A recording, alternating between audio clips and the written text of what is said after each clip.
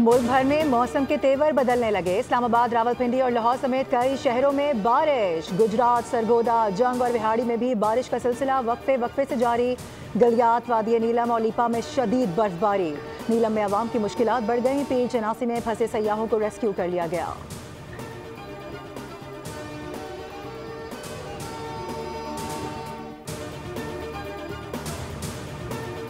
रमज़ानुल मुबारक का चांद देखने के लिए मरकजी रोयत हिलाल कमेटी का इजलास आज पेशावर में होगा। चांद की रोयत के लिए जोनल कमेटियों के इजलास तमाम जोनल हेडक्वार्टर्स में होंगे।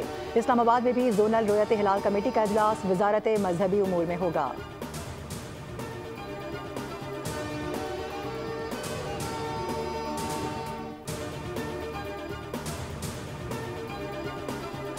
जजेस तकर्री के लिए कायम जुडिशल कमीशन का इजलास आज होगा। Chief justice of Pakistan justice Yahya Afridi इजलास की सदारत करेंगे। इजलास में लाहौर हाई कोर्ट में एडिशनल जजेस की तैनाती के लिए 8 सेशन जजेस के नामों पर गौर होगा।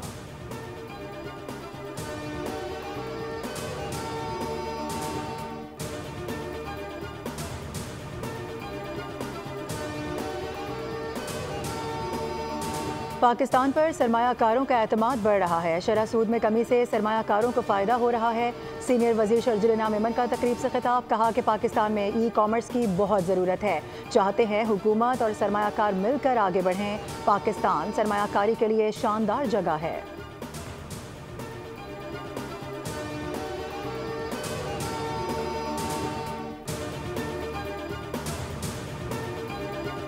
कराची के इलाके बोट बेसन में मुसल्लह अफराद का शहरियों पर तशद्दुद। CCTV फुटेज मंजर आम पर आ गई। फुटेज में कार सवार को दूसरी गाड़ी को टक्कर मारते देखा जा सकता है, जिसके बाद 6 से 7 मुसल्लह अफराद ने गाड़ी में बैठे 2 अफराद को तशद्दुद का निशाना बना डाला।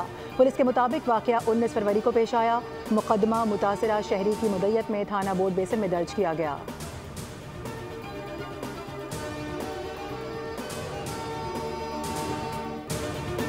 और चैंपियंस ट्रॉफी में आज ऑस्ट्रेलिया और अफगानिस्तान मद्दे मुकाबले आएंगे। जीतने वाली टीम सेमीफाइनल में, जबकि हारने वाली बाहर हो जाएगी। मैच क्वार्टर फाइनल की हैसियत इख्तियार कर गया। अफगान टीम के कप्तान हशमतुल्लाह शाहिदी ने इंग्लैंड के बाद ऑस्ट्रेलिया को भी शिकस्त देने का आज़म जाहिर कर दिया। मैच दिन 2 बजे लाहौर में होगा।